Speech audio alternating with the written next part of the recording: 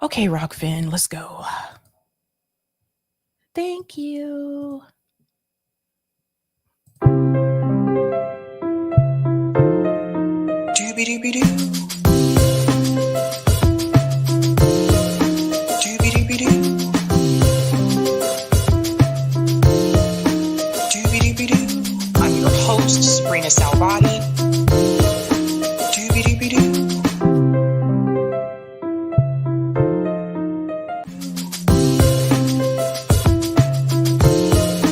Doobie-doobie-doo.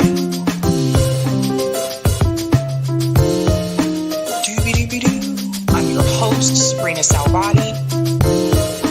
Doobie-doobie-doo.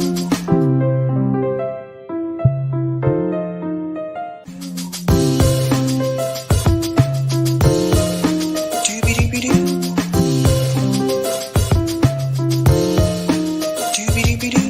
I'm your host, sabrinasalvati.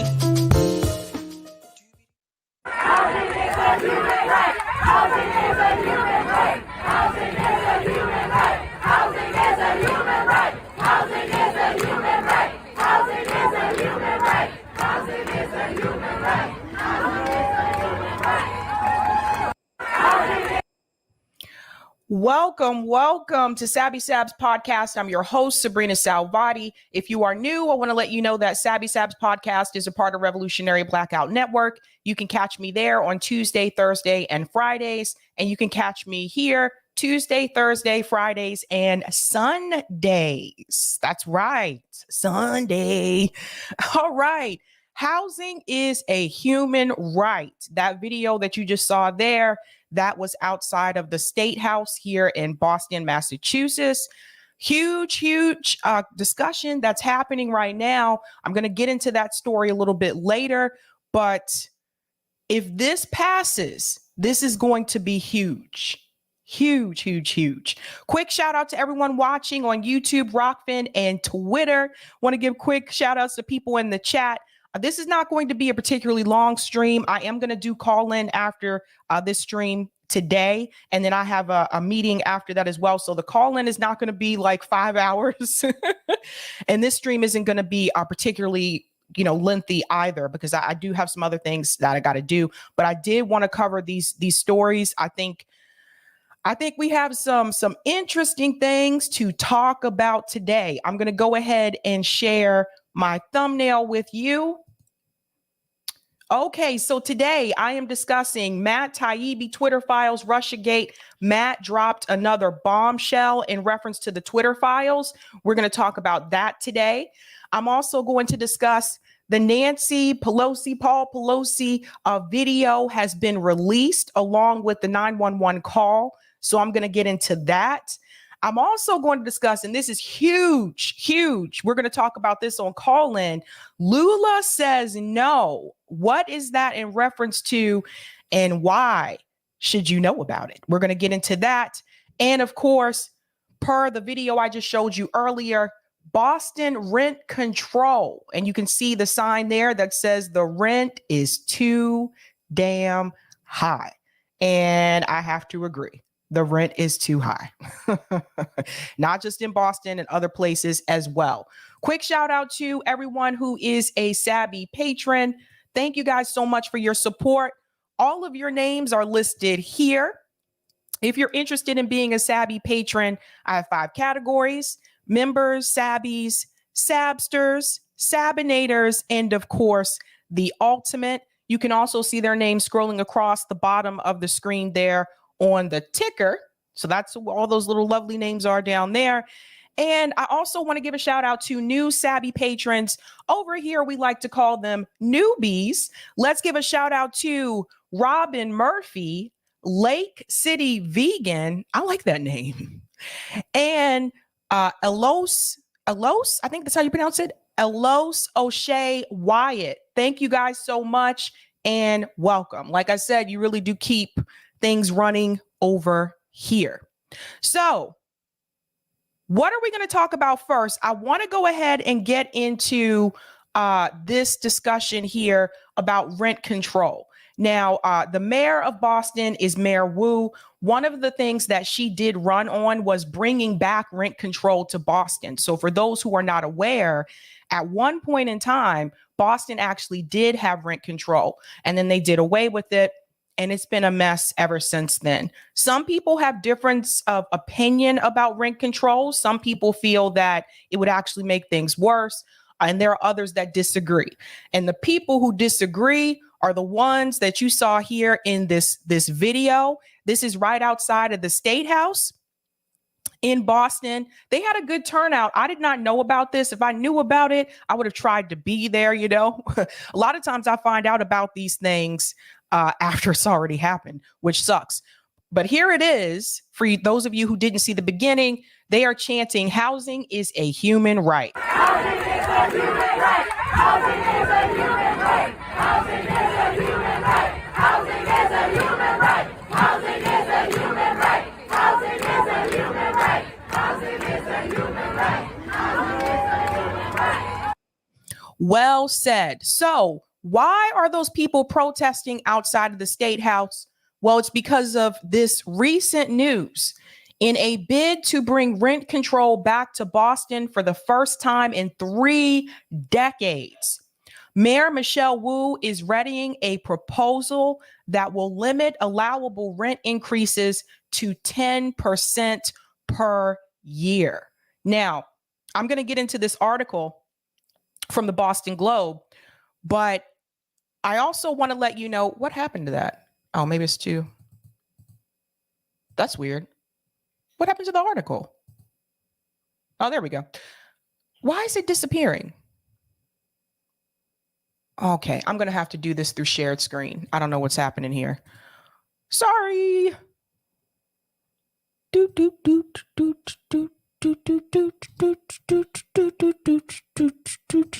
gonna have to do shared screen, guys. Sorry about that. I don't know why that's doing that. But see if I can get to it. It could have been an ad filter thing. All right, it's showing on my other screen here. So go ahead and bring it up here. Let me share my screen. For those who are not aware, not only do we not have rent control in Boston, we don't have rent stability either. Now, what does that mean? That means that the landlords can increase the rent as much as they want. There's no cap. So during the pandemic, one of the things that had happened, at least in Somerville is right outside of Boston, for those who are not aware. I was living in Somerville at that time. And in Somerville, the mayor actually made a rule that landlords could not increase the rent during the pandemic. Well, what happened with that? Some of the landlords did not follow that rule. In fact, the apartment complex that was right up the street from me, they actually had residents protesting about this because their landlord did increase the rent by an astronomical amount, by the way. So sometimes you can have these rules in place, but that doesn't mean that people are always going to follow it. Now, let me go back to my article here. Okay, make this a little bit bigger. Wu floats long-awaited rent control proposal, but many hurdles remain. So let's go ahead and get into this. In a bid, I hate using shared screen because it's so small. In a bid to bring rent control back to Boston for the first time in 3 decades, Mayor Michelle Wu is readying a proposal that will limit allowable rent increases to 10% per year. The plan, which was floated Tuesday to an advisory committee of tenant advocates, developers, and housing experts, is a long way from becoming reality. It would need approval from both the city council and lawmakers on Beacon Hill. This is why I tell you that local politics is important. So for those of you who live in the area, ask yourself right now, do you know who your city councilors are? And if you do, where do they stand on this issue? So if you don't know who your city councilors are, it depends on which district you live in, look that information up. Contact your city councilors and get them to support this initiative. Find out where they stand on this issue. This is why local politics is important. But it outlines one way Wu aims to address the city's housing crisis and fulfill a major pitch of her mayoral campaign. Told you that was one of the issues that she ran on. Wu's approach is modeled on versions of rent control that have recently taken effect in Oregon and California, tying allowable rent hikes to inflation.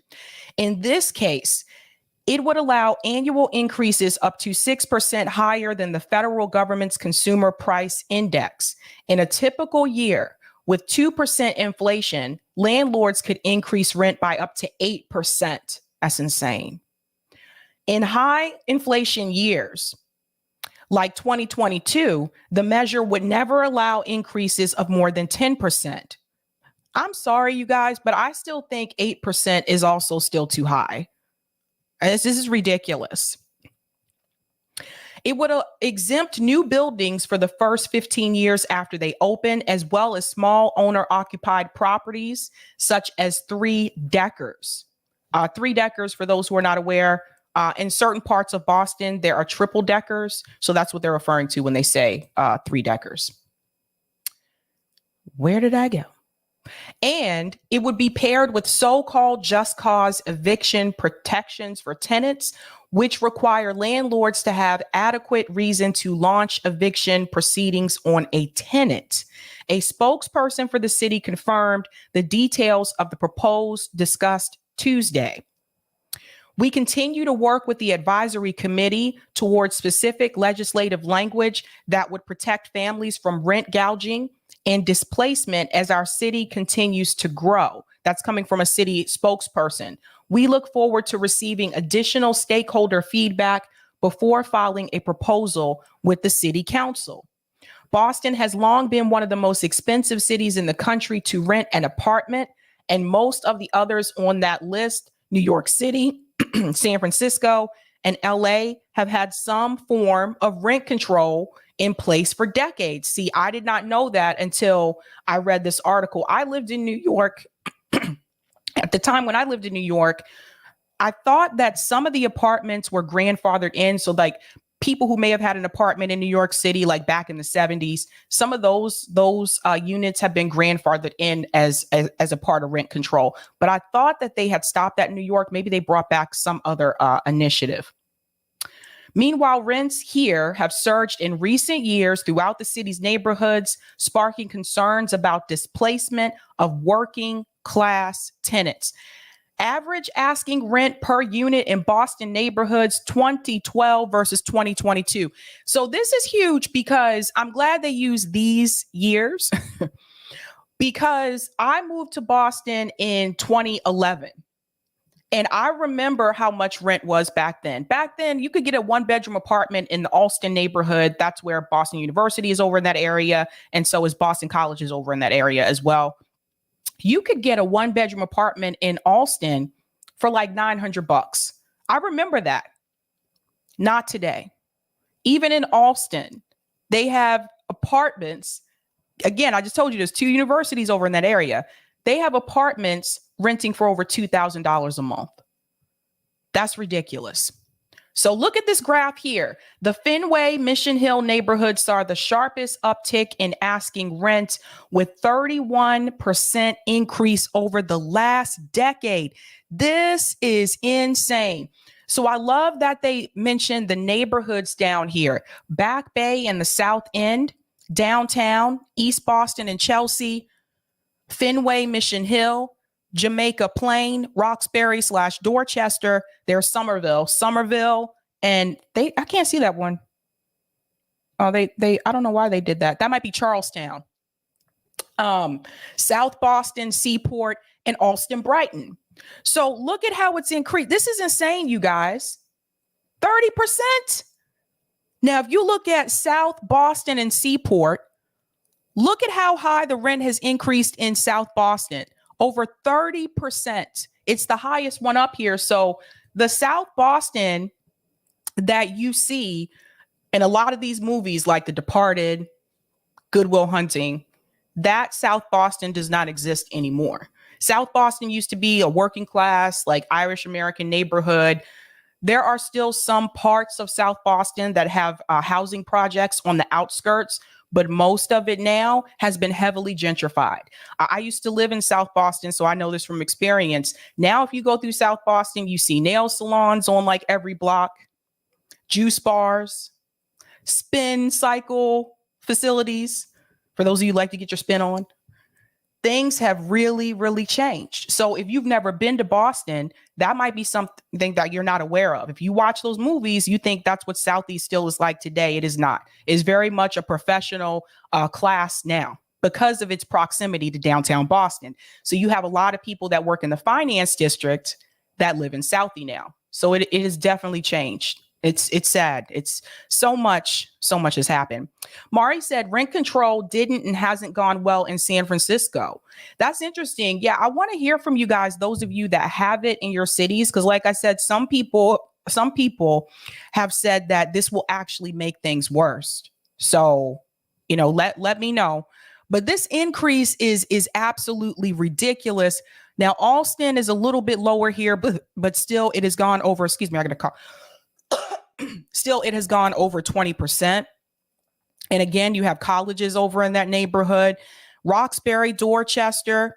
There's parts of Dorchester that are working class African American. And then there's another part of Dorchester that was working class Irish American that lived in that neighborhood. Dorchester is also experiencing gentrification, $2,574 for rent. South Boston going from 3,000. This is crazy. Jesus. 3,344 increase 23%. This is insane. This should never have happened. But this is what happened after they got rid of rent control. So these rents are just astronomical. Insane. There's so much gentrification that has been going on. And this is why I talk about this a lot, about gentrification, because the professionals will move into those neighborhoods and it increased the rent. Harvard Square has this problem as well. And Harvard Square's issue with this is the fact about the law school. So for them, it's not so much the professionals moving in. The law students drive up the rents in Harvard Square. So the landlords know that the law students are going to pay it. So they just continue to increase the rent. So it's really sad. Let's go on in this article here. Rent control, Wu has said, is one crucial step in addressing the region's housing crisis, but getting it done will be a challenge. Massachusetts voters in 1994 banned rent control across the state. At the time, it was in place only in Boston, Cambridge, and Brookline, meaning any proposal in Boston would require not just the city council, but also Beacon Hill to sign off. That's far from certain, as the legislature has been deeply skeptical of the policy in the past, and was former Governor Charlie Baker a Republican.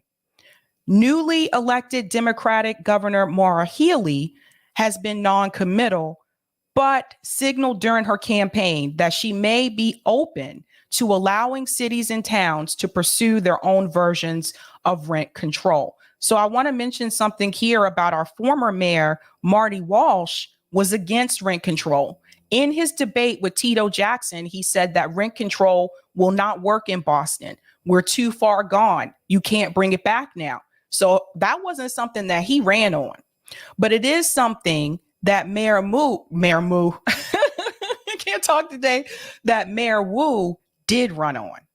So people are kind of like trying to hold their feet to the fire about this. Like, remember that campaign promise that you had? Indeed, Wentz rent control proposal faced headwinds at the State House immediately on Wednesday, with House Speaker Ronald Mariano saying he has questions about the policy, including fears that it could discourage investments in housing. That's one of the things one of the reasons some people are against it. It's been voted down a number of times. Healey, meanwhile, avoided taking a position on Wu's proposal. It's something I have to look at and review. Similarly, a spokesperson for Senate President Karen Speaka said only that she would review any finalized proposal that came before the legislature. But you got to understand, Maura Healey she's pretty wealthy financially. She's not affected by the rent prices in Boston. And this is why I really encourage you to please reach out to your city council members, because they're going to be the ones that end up voting on this. So contact them, call them, and find out where they stand on this issue. And then maybe when they run for re-election, those who voted against it, maybe you vote them out. Now, I've talked a lot about the homeless crisis that we have in this country.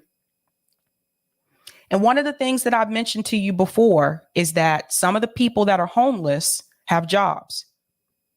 I have received some criticism from people who have reached out to me and have told me that those people just need to get a job, that those people are lazy, that they should have gone to college so they could have a better job, a job that pays more money.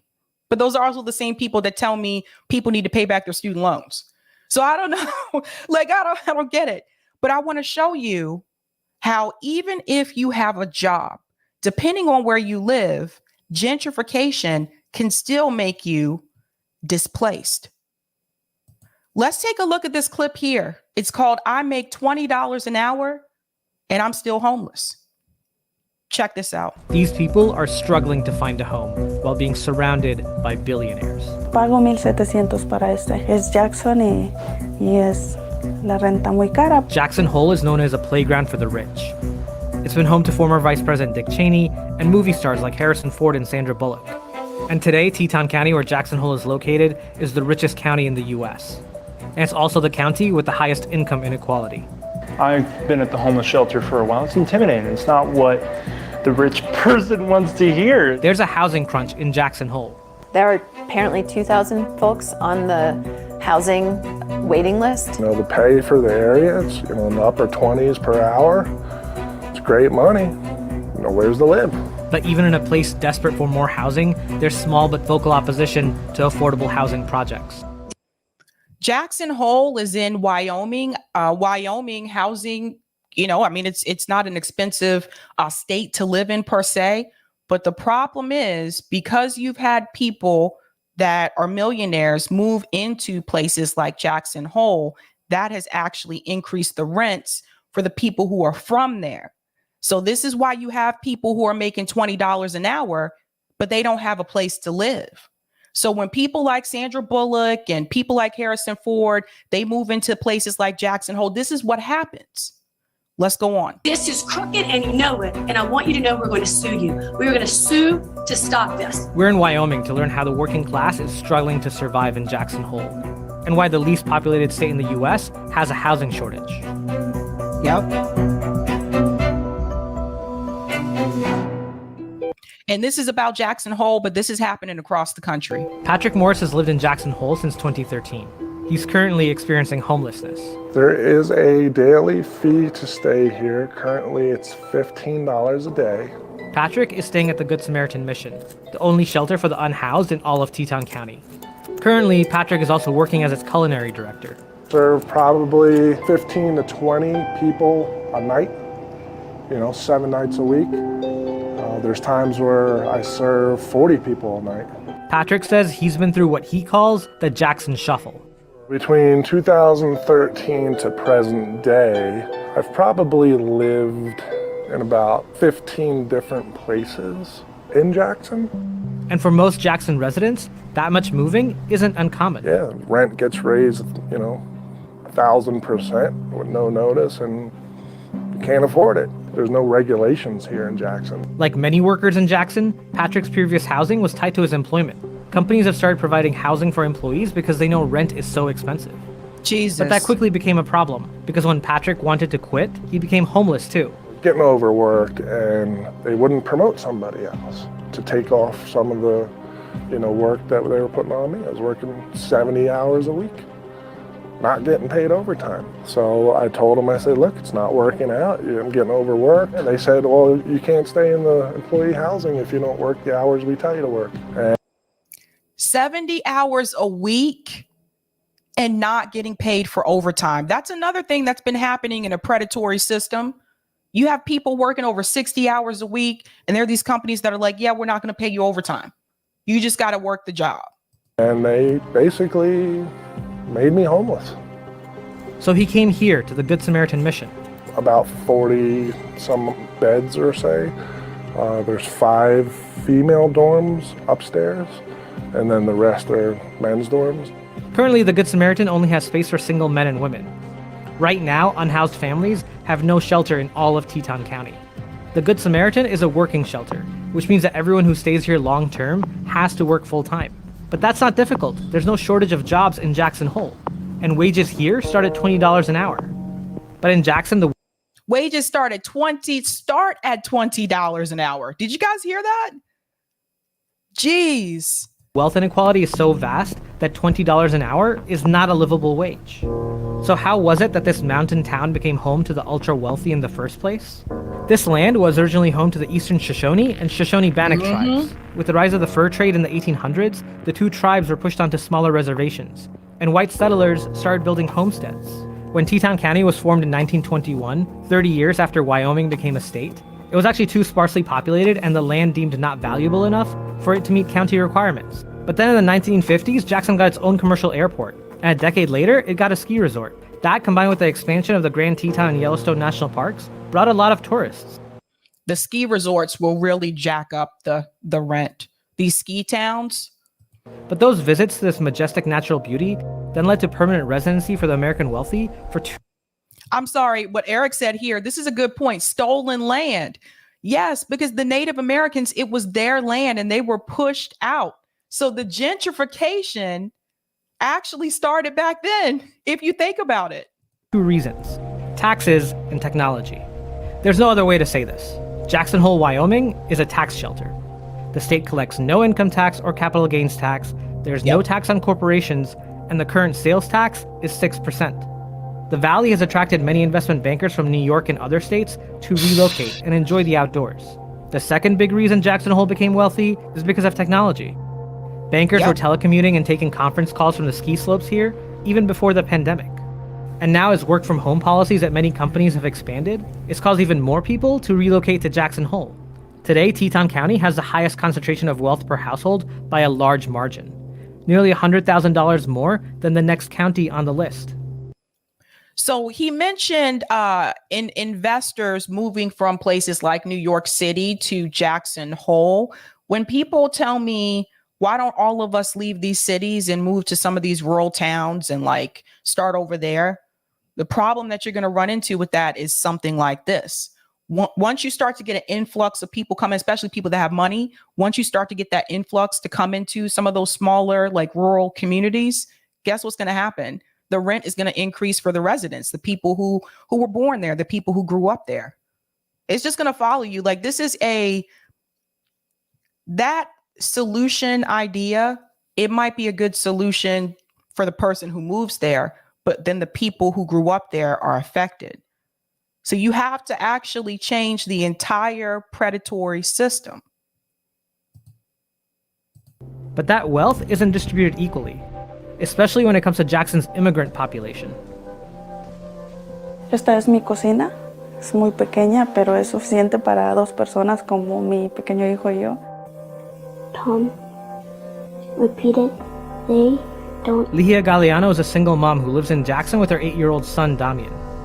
She came from El Salvador 6 years ago to be with her son's father, but they're no longer together. Acá tenemos un pequeño televisor donde nosotros compartimos momentos mirando películas o programas divertidos. It's not a large place, but Ligia says she's very grateful for it and her current landlord, because she didn't always have a place to stay. Estuve buscando vivienda por un año. Viví en la sala de las casas de algunas amistades, viví en un cuarto no confortable, viví en algo muy desagradable. En algún momento pensé en que tenía que vivir en mi carro por unos días porque yo no sabía dónde iba a estar. According to recent figures, Jackson is more than 20% Latino. Ligia says the housing situation is much harder for Latinos because the majority of them are undocumented, and because many don't have savings. Es muy difícil porque tenemos que ahorrar por lo menos $7,000 para agarrar un lugar donde vivir, porque tenemos que dar el depósito el primer mes, el último mes, y no estamos hablando de $1,000, estamos hablando de más de $1,000, entonces es algo muy alto en costo para la vivienda. Currently, Ligia works at a party rental store. Ligia has working papers, but that means it's hard for her to leave Wyoming. Tengo que hacer un trámite muy grande para hacerle saber a la corte que yo estoy moviéndome del lugar y explicar por qué razón yo me estoy moviendo a otro lado. Plus, she says that Jackson is a great place for her son to grow up. No quiero regresar a El Salvador. Yo tuve un viaje muy difícil y muy largo, circunstancias muy feas y desagradables que yo pasé. Quiero que él crezca aquí y que él tenga un mejor estudio, un mejor futuro en este lugar. But her biggest worry is time. Her lease is until April, but she doesn't know if she'll be able to renew it. Algunas veces él ha despertado por las noches preocupado y asustado, diciendo, mamá, cuando nos digan que nos tenemos que ir de esta casa, ¿a dónde vamos a ir? Currently, the U.S. is in the midst of a national housing shortage. According to And I call BS on the housing shortage, like when people say these things, because how do you fix that? You just build more housing. That's how you fix the housing shortage. It's not like it can't be done. Mississippi actually did this. That's actually what they did to address their homeless issue. Freddie Mac estimates, the country needs 3.8 million new homes to keep up with demand. And while there's a lot of construction happening in Jackson Hole, it's a type of construction that's going to make the problem even worse. The only people who can afford to live here are millionaires. And the influx of all this wealth has even caused small homes like this 2-bedroom, 2-bath to be listed at $1.5 million. While That's insane. Look at this house, you guys. That is absolutely insane. Where did it go? I think I jumped ahead. Sorry. According to Freddie Mac estimates, the country needs 3.8 million new homes to keep up with demand. And while there's a lot of construction happening in Jackson Hole, it's a type of construction that's going to make the problem even worse. The only people who can afford to live here are millionaires. And the influx of all this wealth has even caused small homes like this 2-bedroom, 2-bath to be listed at 1.5 million for this house. 1.5 million. It's a 2-bedroom house. This is crazy. $1 million. While Wyoming may be the least populous state, Teton County doesn't have a lot of empty land to build more housing. Jackson is surrounded by Grand Teton National Park, and about 40% of Yellowstone National Park takes up a big chunk of Teton County too. Jackson has a worker shortage. Businesses are struggling to find workers because they can't afford to live here. But even proposals for small affordable housing projects have had a lot of opposition. We have very few items of heritage left in this community. I'm adamantly opposed to giving up 1 square foot of that rodeo grounds, fairground. This is a recording of a public meeting about a new 48-unit affordable housing project in Jackson. The project is looking to build housing next to the town's rodeo and fairgrounds. And while the actual apartments won't be built on the rodeo grounds, the construction will mean that a multi-use exhibit hall will be relocated onto the fairgrounds next door. I came in 1977, and since 1977, we have had a housing problem.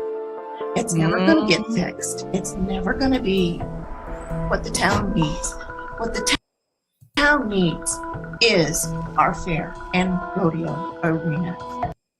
So I'm not going to play the entire video, but this is just to give you an example about the housing issue that we have in this country. Like I said, it's not just Boston. I know I talk about Boston a lot because this is where I am, but it's not just Boston. If you want to see the full video, it's called I Make $20 an Hour and I'm Still Homeless. So that is in reference to Jackson Hole.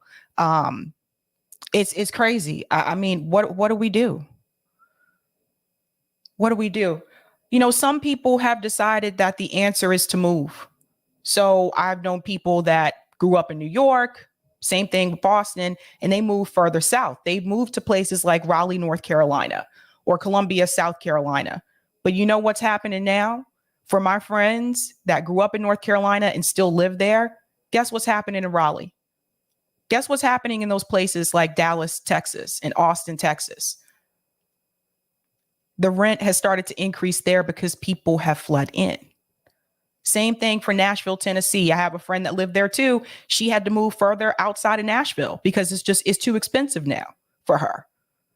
That's the thing. When you move somewhere else, it's like It's going to follow you. Like the demand is increasing. So they're going to increase the rent and they're going to increase the prices of these homes as well. We have to do better. We got to do better. Thank you for the super chat, Kyle. Kyle Vule sounds like mate. Oh, is that how you pronounce your last name? Kyle Vule. Thank you so much for that. Oh, Kyle, I think you sent this twice. Yeah, Kyle Vule sounds like mate. Thank you. My comrade JB says Orange County, Florida has some of the highest rent increases in the nation, over 25% increases in my area. That happened to me in 2022. And some people from Massachusetts also have moved to Florida too. This is crazy. Brother Daniel says you can't pay a mortgage when banks are buying up houses for more than asking. Yes. That's another problem. Also, BlackRock too. They've been buying up houses. Roger says, say this instead. The rent is too damn high and the paychecks are too damn low. Sun Moon just paid my rent. Now I got a place to starve.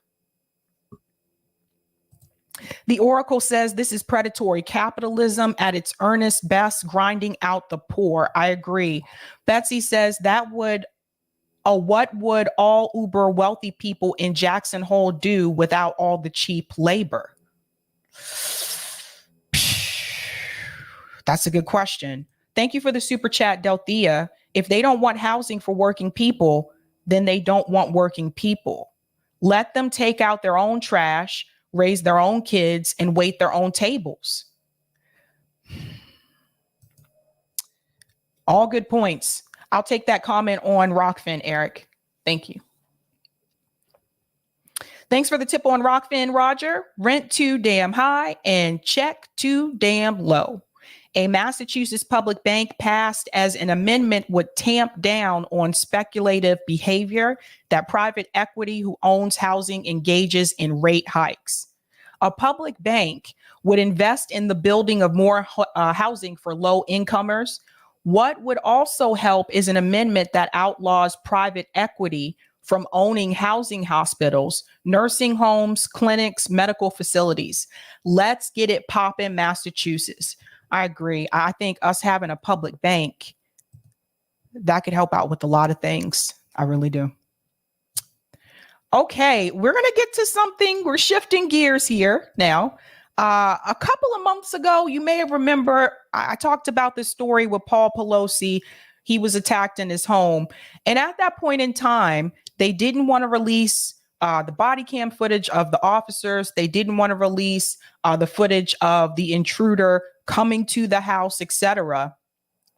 But now that footage has been released. Also, the 911 call has been released. So I think, I wanted to come back and talk about this because at that point in time, I was like, that's kind of suspicious. Like, why would you not release the footage? Well, now we have it.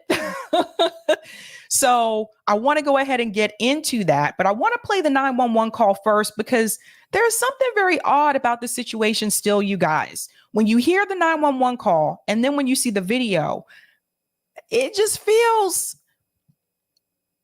I don't know. Let's get into it. Cause I listened to this twice and I was like, there is something off here. Let's get into it. I think I'm going to fast forward a little bit here. All right, here's that audio. I called them and said, what is this? This is San Francisco Police. Do you need help?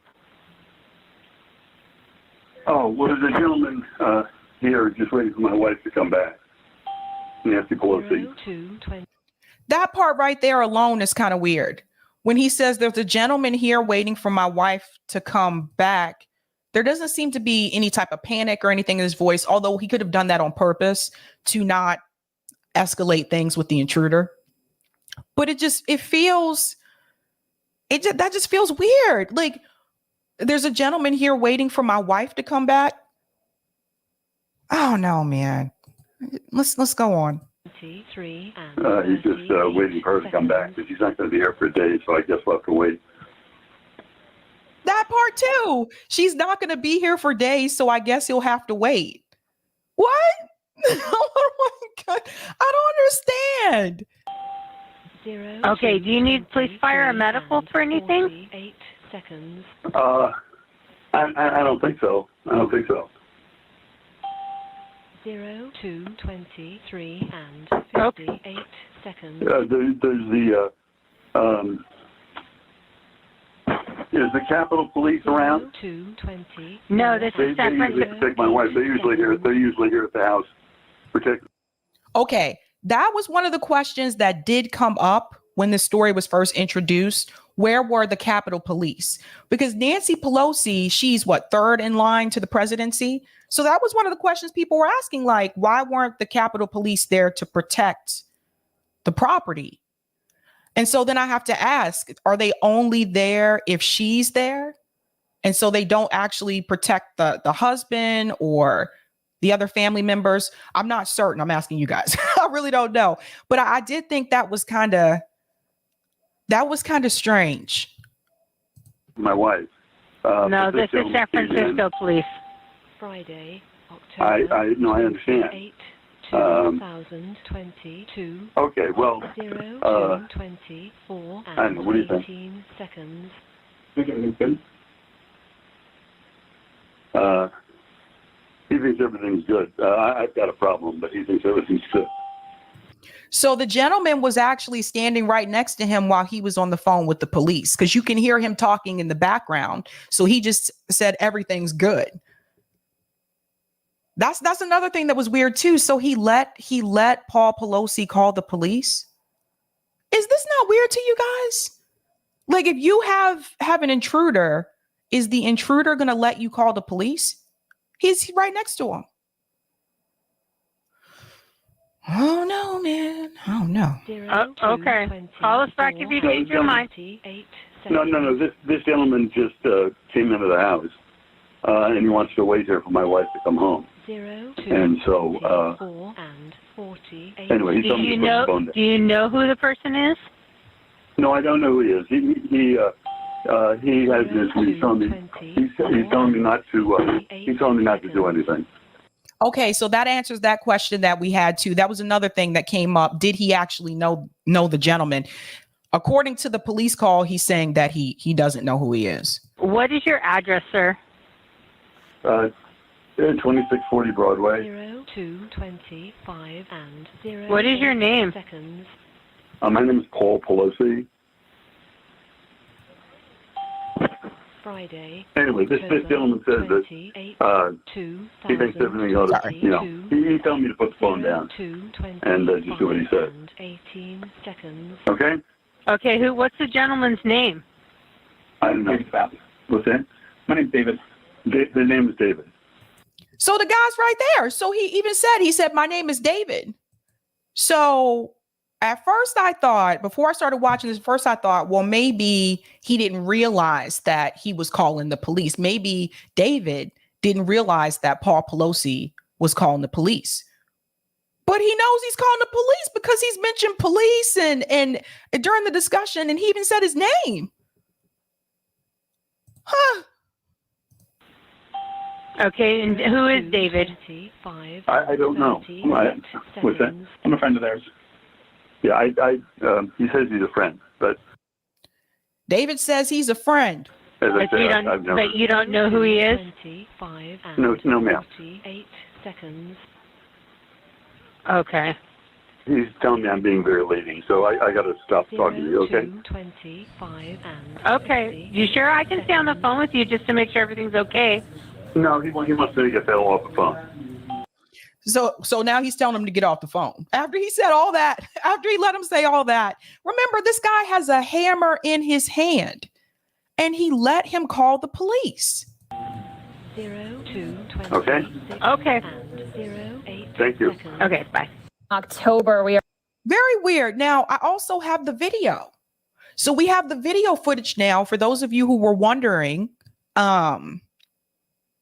what happened, or those of you who wanted to see what happened. So there's a camera outside. You can see this is him right here.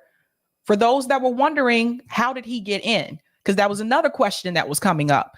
Now you're going to see how he got in. So that's him. Here we go. So he's using the hammer to get in. See, that's what he's. So it looks like he must have broken a window. He broke something. He got in there with the hammer. See?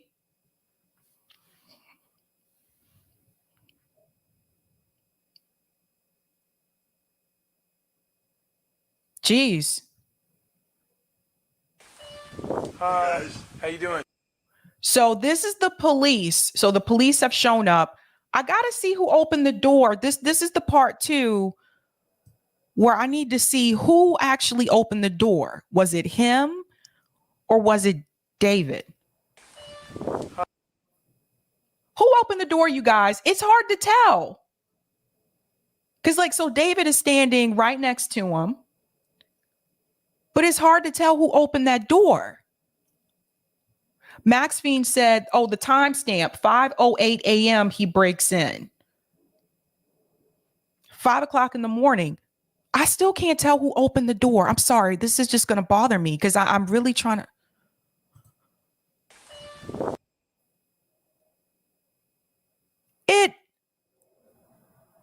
It almost looks like David opened the door, but it's still hard to tell. What'd you say, Damien? Looked like David? It looked like he opened the door. Weird. All right, here we go. Hi, how you doing? Oh, yeah. What's going on, man? Everything's good. Hi. Drop the hammer. Nope. Hey. So he has Paul Pelosi's arm. He has his arm in his hand. I don't know if Paul. Do you guys think that Paul might have been intoxicated or something? I don't know. Someone said drop the drink. Did he have a drink in his hand? Let me see. Hey. What is going on right now? Okay, he does have something in his hand. I don't know if that's alcohol or not, though. I'm not getting an answer on call. Jesus. So this is the part to me that is just really weird. He let Paul Pelosi call the cops. He was standing obviously he was right next to him. You heard his voice. And then they show up and it's like, so the entire time, apparently, he did not attack him before the police showed. Why would he let him call the police? And then this is very odd behavior, in my opinion. So he has his hand. Nope. Hey. What is going on right now? I'm not getting an answer. So he tries, I guess that was him trying to break away. And then this is when he went after him. The police come in.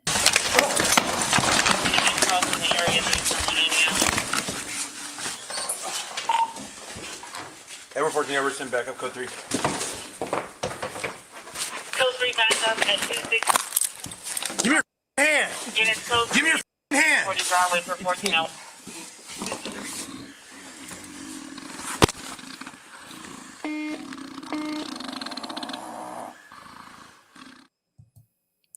I don't know, guys. It's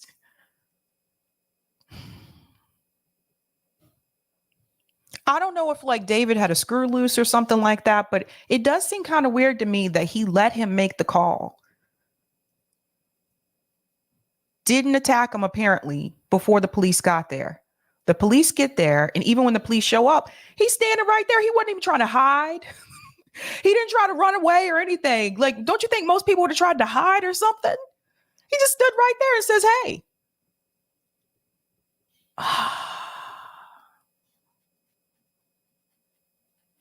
Very weird. Very weird. What's that breakup, Google? That breathing is from a head injury. So here's the point here. I think if they would have released this video footage at the time, when this happened, I think people probably wouldn't have had so many questions. Because some people didn't believe that this is how the events actually happened. But now you have the video footage. So we do see that he did break in with the hammer and he hit him when the police showed up. I don't know, man. I don't know. But now we know. I'm sorry, but we had so many questions like during this event, but I still do think it is very strange that he let him call the police. That's the part I can't get that out of my head, is like, you hear him in the background. He was on the phone with the police for what? Almost 2 minutes? What's that, Rocco? Paul was drunk. That's why. I get it now. That's why she didn't want it released. Could have been. Could have been. It didn't seem like he had on pants. Like, I don't know if those were boxers. Maybe those were shorts. I don't know. What's that? I know. No bodyguards. I know. This is just weird to me. Like, no protection. Like, is there no security system or anything? I don't know. It's weird to me. This is a little bit weird. What's that? Where? It looks like somebody said where said, oh, I might have missed it. I'll go to the comments now. Alvaro, phone call makes no sense. Why would dude allow Paul Pelosi to make the call if he was hammer in hand in a threatening stance? I know. That's it boggles my mind. E. Rogel says you would think Paul would have tried to run out the front. I mean, I'm guessing if he was intoxicated, maybe he was not thinking that way. Probably. That's what I'm guessing. Caladin says if DePop was trying to extort Pelosi for money, this makes sense. Oh, I didn't think about that. Mastario, someone who hits a person with a hammer in front of the police is clearly deranged. Yeah. He didn't care at all. He's just like, hello. Caladin Sabby. He did let Paul call the police. I think Paul had called the police and the intruder discovered him on the phone halfway through. Okay, that makes more sense. That makes more sense. Where he said can't afford bodyguards, I guess, LOL. That's surprising to me. It's really weird. You would think they would have more protection. That's what I would think. Okay, we are moving on to the Twitter files, which people are weird. We're moving on to the Twitter files. Matt Taibbi has dropped yet another release in reference to Russiagating. So let's go ahead and get started with that. Now, here is the thread here. Twitter files number 15. Move over Jason Blair. Twitter files expose next great media fraud. So he has a clip here. I believe Orf may have made this video, but there's a clip here I want to play, and then we'll go ahead and get into the rest of the tweets. You and your team, you guys created a website, Hamilton 68. Yes, my colleagues and I, we tracked Russian accounts. That's some bullshit. So they're literally right now, there are Russian bots, according to your website, that are putting this out into the world. Is that correct? It's bull. You and your team, you guys created a website, Hamilton 68. Yes, my colleagues and I, we tracked Russian accounts. That's some bullshit. Okay, so Hamilton 68, that's what we're going to get into. So Matt Taibbi says, I think we need to just call this out on the BS it is. Now, he's referring to this screenshot here. This is an email from Yoel Roth. Of course, his name has come up multiple times in these Twitter files, where it says, yes, exactly. It's so weird and self-selecting.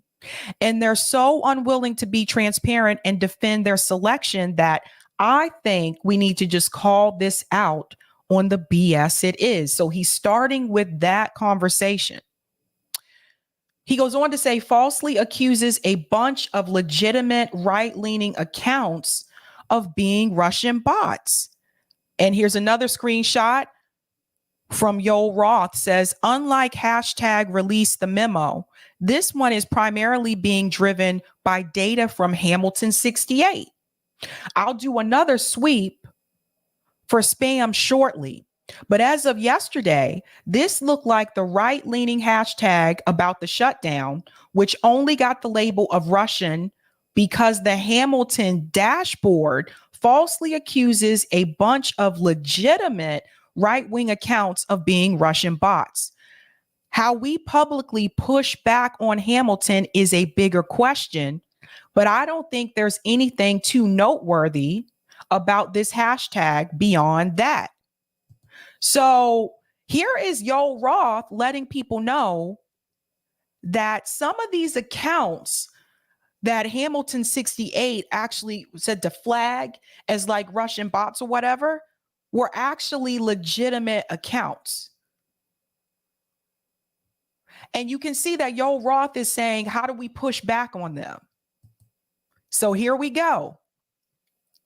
Virtually any conclusion drawn from it will take conversations in conservative circles on Twitter and accuse them of being Russian.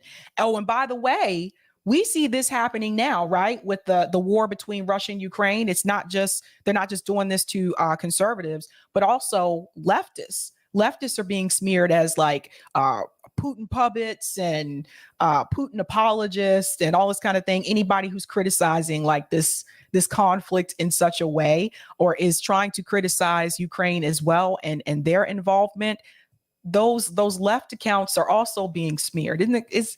You see, this stuff don't go away. This don't go away. And he has a screenshot here. Virtually any conclusion drawn from it will take conversations in conservative circles on Twitter and accuse them of being Russian. Again, that's coming directly from Yoel Roth. These are quotes by Twitter executives about Hamilton 68, a digital dashboard that claimed to track Russian influence and was the source of hundreds, if not thousands, of mainstream print and TV news stories in the Trump years. And here's the screenshot of it here. Hamilton 68, a new tool to track Russian disinformation on Twitter. Guys, they really went all in. All in. I had never heard of this before, Hamilton 68, until Matt Taibbi released this here. The dashboard was headed by former FBI counterintelligence official and the current MSNBC contributor, Clint Watts. Of course he would be an MSNBC contributor. Oh my God. You guys see how the talking points are now. Now you see why they have the talking points that they have. Of course he would be a contributor for mainstream media. Oh my God. Funded by a neoliberal think tank, the Alliance for Securing Democracy. That's Clint Watts right there. So you still have the FBI involved. We did the other, we covered the other Twitter file story where he dropped that bombshell, how the FBI was involved. So you see, they had their hand in all of this. Oh, God. The ASD Advisory Council includes neoconservative writer Bill Kristol, former ambassador to Russia Michael McFaul, ex-Hillary for America chief John Podesta, and former heads or deputy heads of the CIA, NSA, and the Department of Homeland Security. Here they are. This is crazy. There's all their pictures there. Of course they would be involved. Ah, man. Oh my God. News outlets for years cited Watts and Hamilton 68 when claiming Russian bots were amplifying an endless parade of social media causes against strikes in Syria, in support of Fox host Laura Ingraham, the campaigns of both Donald Trump and Bernie Sanders.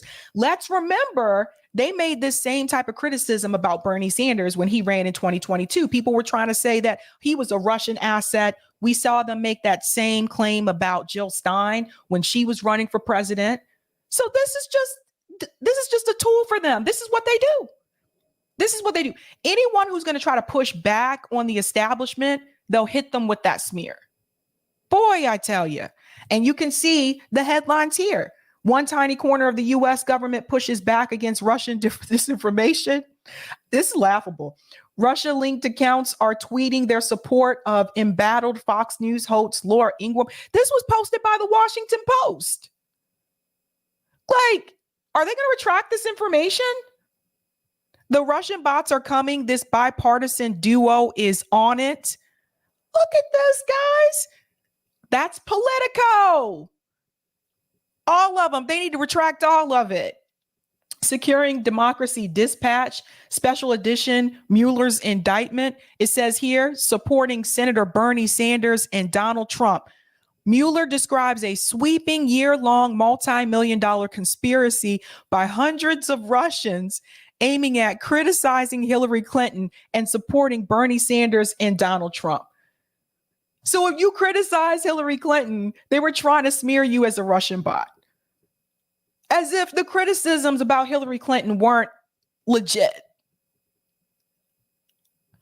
Boy, man, you see what they do to protect the establishment.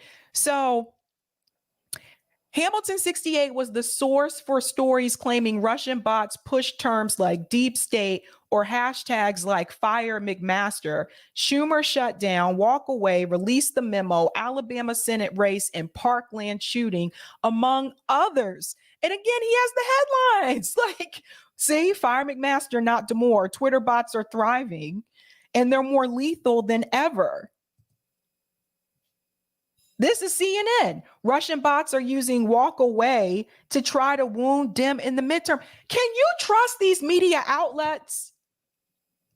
Seeing this, can you trust them? Have they come back and retracted these headlines? Because I know CNN is notorious for not doing that, by the way. This is crazy. Crazy. Mother Jones. Russian propagandists are pushing for Roy Moore to win. Jesus. I don't know how people keep falling for this. Politico again. Russia pushes more deep state hashtags. The secret ingredient to Hamilton 68's analytical method, a list. Our analysis has linked 600 Twitter accounts to Russian influence activities online, and was how the site put it at launch. And there's the screenshot of it there. Jesus. Hamilton 68 never released the list, claiming the Russians will simply shut down the accounts. All those reporters and TV personalities making claims about Russian bots never really knew what they were describing. Call it out, Matt. Call it all out. And there's a screenshot here where it says Rosenberger and Fly disclosed their methodology on their website and say they can't reveal the list of the 600 accounts they are following, or the Russians will simply shut them down. Guys, people fell for this. People believed it. Twitter executives were in a unique position to recreate Hamilton's list, reverse engineering it from the site's request for Twitter data. Concerned about the deluge of Hamilton-based news stories, they did so, and what they found shocked them. So here's an email screenshot here. At long last, I've been able to reverse engineer the list of accounts behind Hamilton 68 dashboard. So again, that's coming from Yoel Roth. Let's go on. These accounts, they concluded, are neither strongly Russian nor strongly bots. No evidence to support the statement that the dashboard is a finger on the pulse of Russian information ops, hardly illuminating a massive influence operation. And again, here's screenshots of those emails coming from Yoel Roth, where he's confirming that. And they were still trying to push it. Says it right here. The findings were generally that these accounts are neither strongly Russian nor strongly bots. People can just say anything. God. In layman's terms, the Hamilton 68 barely had any Russians. In fact, apart from a few RT accounts, it's mostly full of ordinary Americans, Canadians, and British. It was a scam. Instead of tracking how Russia influenced American attitudes, Hamilton 68 simply collected a handful of mostly real, mostly American accounts and described their organic conversations as Russian screaming. In other words, they lied. What is that, JB? Aaron Mate has been vindicated. They lied. They just made this stuff up. They just made it up. And mainstream media outlets shared the story. They went right along with it. Right along with it. So who was their source? Who was Politico's source? Who was CNN's source?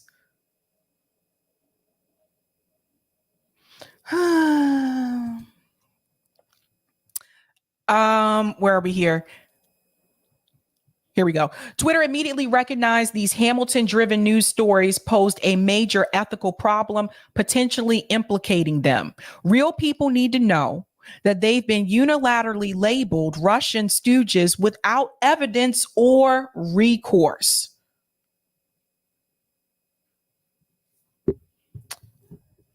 And so many people went along with it. Some Twitter execs badly wanted to out Hamilton 68 after Russians were blamed for hyping the Parkland shooting hashtag. One wrote, "Why can't we say we've investigated and citing Hamilton 68 being wrong, irresponsible, and biased?" And there's a screenshot of that email exchange as well. So again, notice how Matt is providing the screenshots. Like people are just saying like, oh, these Twitter files aren't real, da-da-da-da. He has the screenshots of all the conversations. Yoel Roth wanted a confrontation. My recommendation at this stage is an ultimatum. You release the list or we do. So that was Yoel Roth pushing back on Hamilton 68. However, there were internal concerns about taking on the politically connected Alliance for Securing Democracy. And again, here's a screenshot of that conversation there. We have to be careful in how we push back on ASD publicly. Now, that was coming from future White House and NSC spokesperson Emily Horn.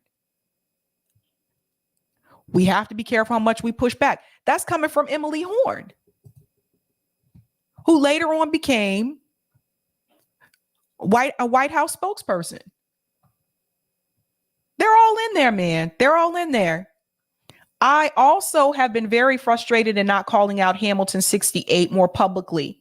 But understand, we have to play a longer game here. That's coming from Carlos Monje, the future senior advisor to Transportation Secretary Pete Buttigieg. Guys, they're all in deep. They're all in deep. These people now have positions with the White House. You can't trust what they say. This is no. And there's the screenshot there from Carlos Monje. Is Carlos going to respond to this? Like, this is not ethical. So the legitimate people, as one Twitter exec called them, never found out they'd been used as fodder for mountains of news stories about Russian influence because the Twitter files contain the list they've begun finding out now. I'm shocked, says Sonia Mansour, who as a child lived through civil war in Lebanon. Supposedly in a free world, we are being watched at many levels by what we say online. Yes, you are. I've written a book about the U.S. Constitution, says Chicago-based lawyer Dave Shastokas. How I made a list like this is incredible to me. So this is one of the people that they were trying to label as like a Russian bot. This guy wrote a book about the U.S. Constitution. Oh my God. Jeez. When I was growing up, my father told me about the McCarthyite blacklist, says Oregon native Jacob Levitch. As a child, it would never have occurred to me that this would come back in force and broadly, in a way designed to undermine rights we hold dear. Even Twitter execs were stunned to read who was on the list. That came from policy chief Nick Pickles. About British comic Old Holborn, a wind-up merchant I follow him and wouldn't say he's pro-Russian. I can't even remember him tweeting about Russia. This guy didn't even tweet about it. That's the account that they're referring to there. A comedian. Oh, it also says satire. So that's important to note as well. Like, yeah, and that's the email there from Nick Pickles. So now the people know that they were on the list. Here's another one. I'm listed as a foreign bot, said conservative media figure Dennis Michael Lynch. As a proud tax-paying citizen, charitable family man, and honest son of a U.S. Marine, I deserve better. We all do. Damn. Jesus, this guy is listen, guys, look at this. He hosts a podcast. He's a producer. He was a host on Newsmax. What the hell is they didn't even check these people out like this. And here's Joe Lauria. I met him at the Julian Assange rally in DC. Consortium editor Joe Lauria too was angered to find out he was on the list, which targeted voices across the spectrum. Organizations like Hamilton 68 are in business to enforce an official narrative, which means excising inconvenient facts, which they call misinformation. There's Joe. Dang. Consortium News. You guys should follow them, by the way. They do really good work. Do they even know who Joe? You guys know Joe used to work at the Boston Globe. He used to work for the Boston Globe. He used to work for the Wall Street Journal. Look, Wall Street Journal. They didn't even check. Oh God. All these, and we'll end with this. What makes this an important story is the sheer scale of the news footprint left by Hamilton 68's digital McCarthyism. The quantity of the headlines and TV segments dwarfs the impact of individual fabulous like Jason Blair or Stephen Glass. And I always like to do the last one where he says, because he tells you who to check out next, because there should be another release. I'm not going to go through all of it. It's really long, but you guys can follow him on Twitter and read through it. So next up, he said, for more information, follow Barry Weiss, LH Fang, Schellenberger, and the FP, and others. Twitter had no input to the story. Searches were conducted by a third party, so material may have been left out. So there you go. Guys.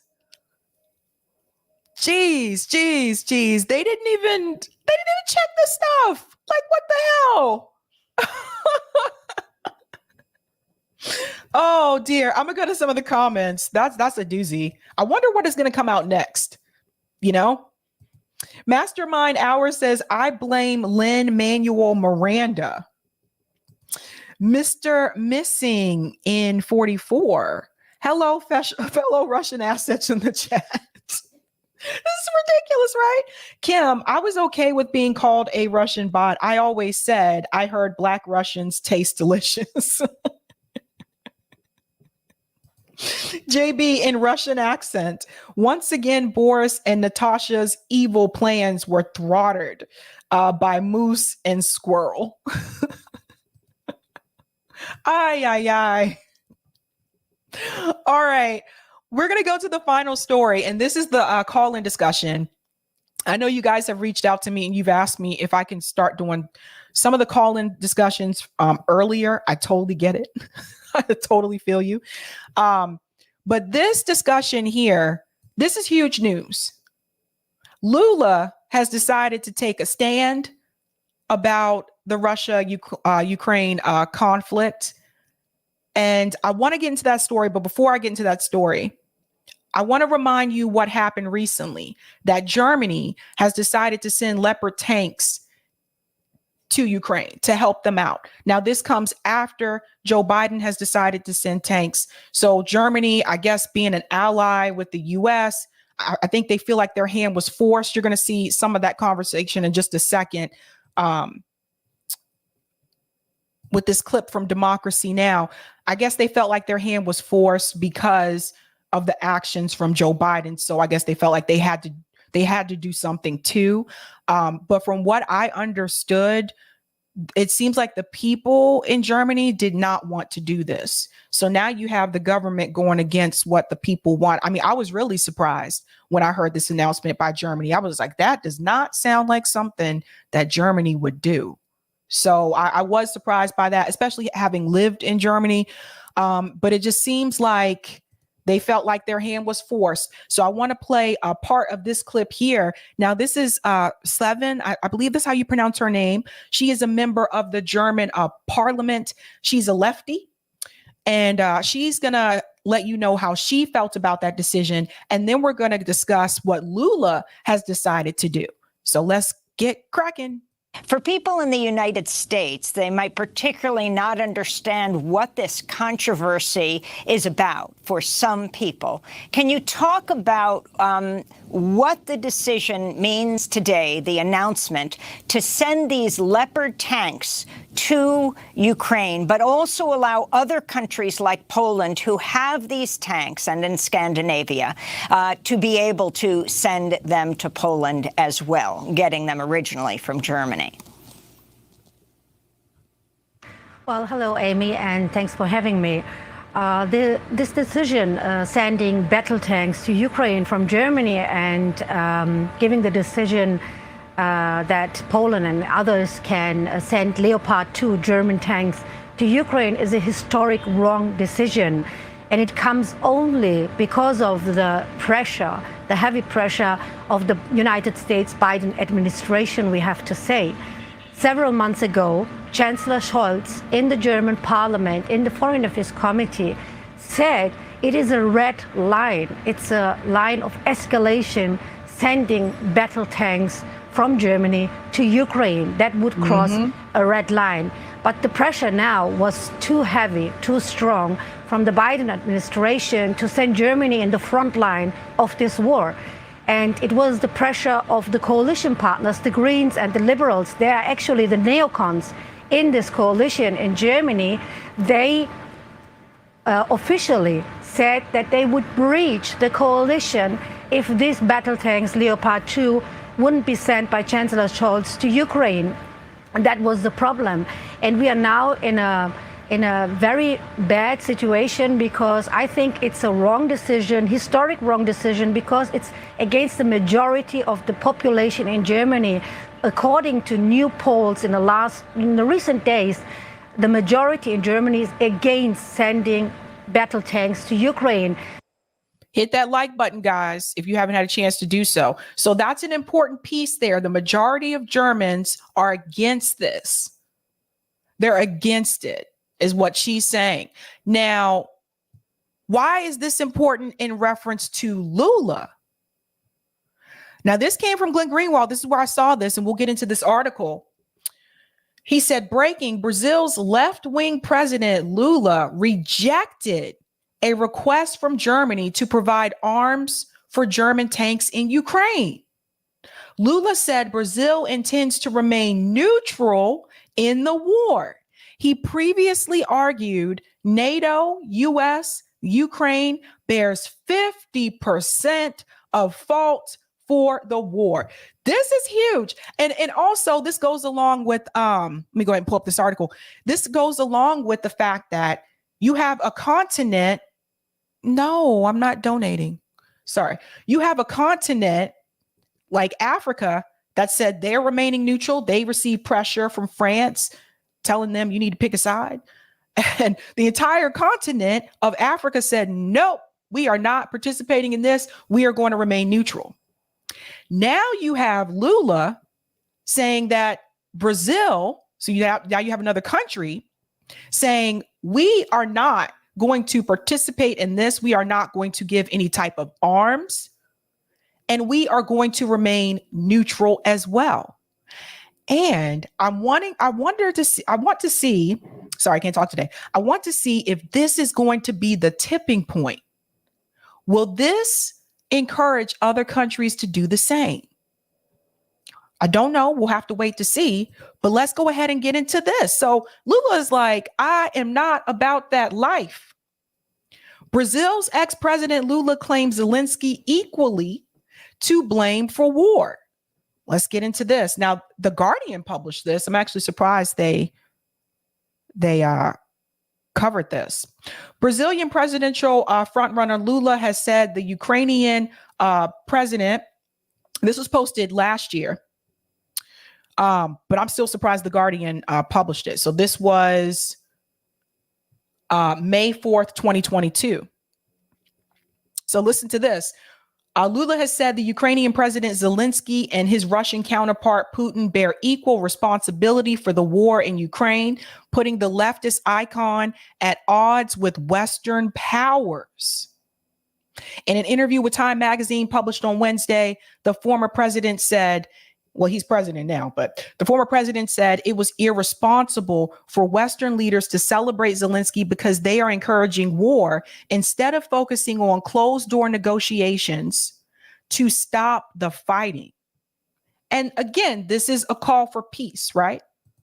And I don't understand what's wrong with that. We can talk about that on Call In too. What's wrong with calling for peace? Because even those that are calling for peace are also being smeared as Putin puppets. It's really weird. People are all over the place. I see the president of Ukraine speaking on television, being applauded, getting a standing ovation by all the European parliamentarians. This guy is as responsible as Putin for the war. Lula, who is on Time's cover this week, is the front runner for October elections.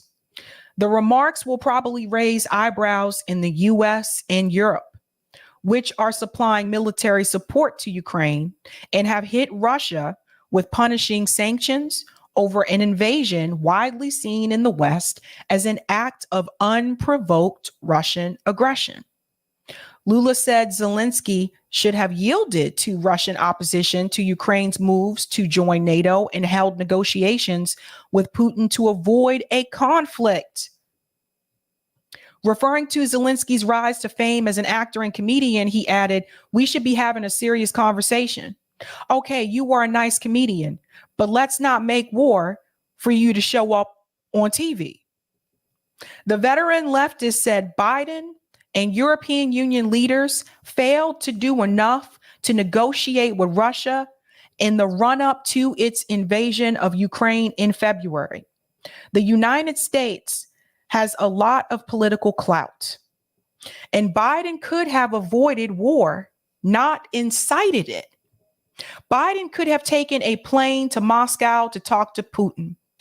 This is the kind of attitude you expect from a leader. The US and EU could have avoided the invasion by stating that Ukraine would not join NATO. Putin shouldn't have invaded Ukraine, but it's not just Putin who is guilty. The US and the EU are also guilty.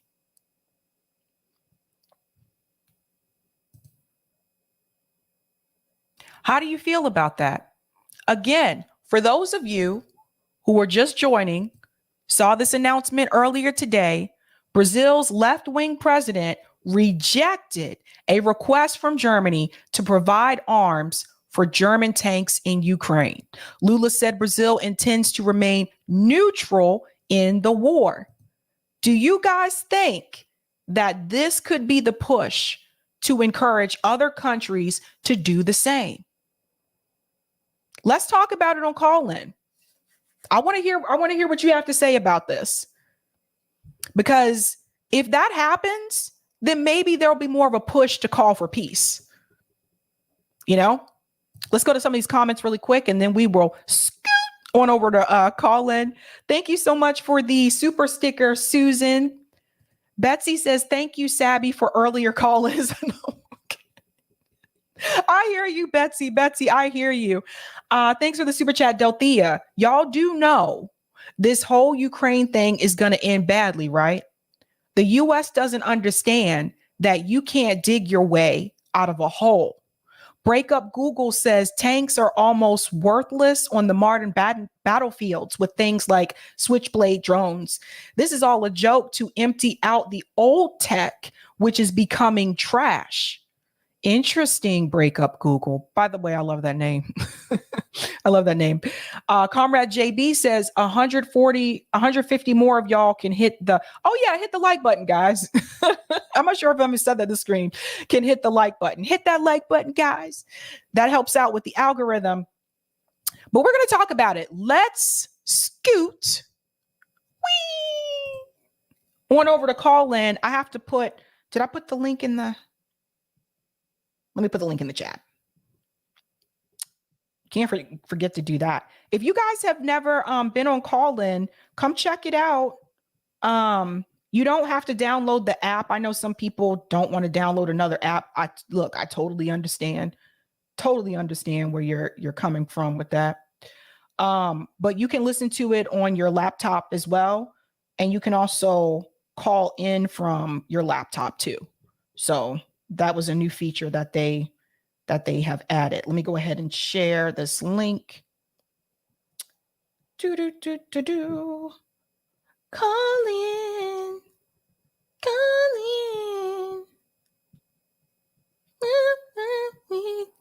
Stop trying to sing.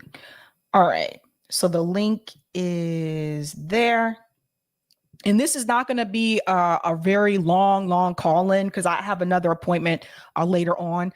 But the link is now pinned to the top of the chat. So call in episode 75. Lula refuses arms to Ukraine. Lula has announced that he will not send arms to Ukraine. Meanwhile, Germany will send tanks to Ukraine. I spelled Ukraine wrong. I'll fix that later. Anyhow, what are your thoughts? So let's go ahead and head over there. Again, the link is pinned to the top of the chat. And we are going to go ahead and head out. Told you guys the stream wouldn't be too long today. So, you know how we do this? Have a good night. Keep up the fight.